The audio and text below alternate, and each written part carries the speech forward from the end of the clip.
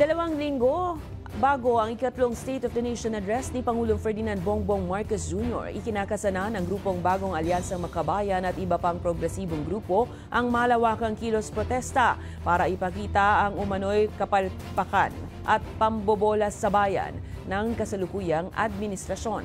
Handa na rin ng mga susunuging personified effigies, maging ang mga awiting tutugtugin sa araw ng protesta. May balitang A to Z si Naomi Almojano.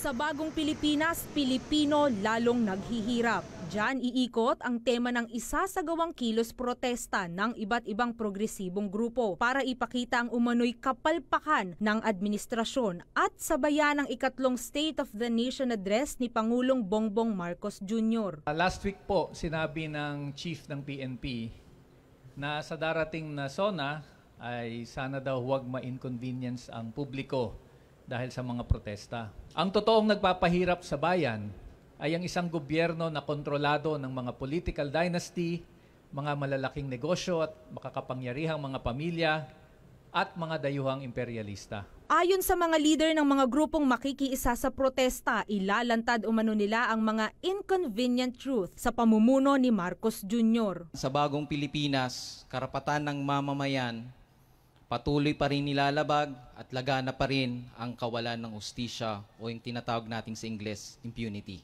Sa bagong Pilipinas, barat pa rin ang sahod ng manggagawang Pilipino. Wala pa rin pong nakabubuhay na sahod. Sa bagong Pilipinas, walang regular na trabaho.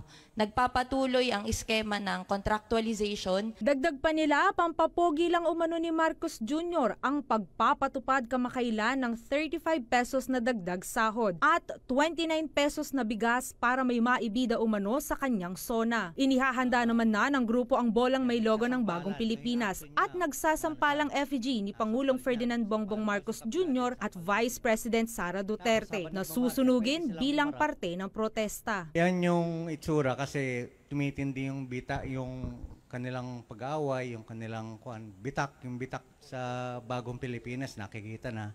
Recently, di ba, nag-resign tong si Sara sa pagiging DepEdsec. Pagpapasapasahan naman daw ang bolang Pilipinas ng halos nasa 6,000 makikilahok sa protesta hanggang sa ito ay masira. Habang sasaliw naman ang hit song na Pantropiko ng Bini, ipinadinig din ang isa sa 4 na parody satirical songs na gagamitin. I can feel you holding my world. Ano ba ito nadarama? Oh shucks, kayo may pahirap na. Unity ba ang pinadama? 'Cause boy, it feels not good. Para sa Balitang A to Z, Naomi Almojano.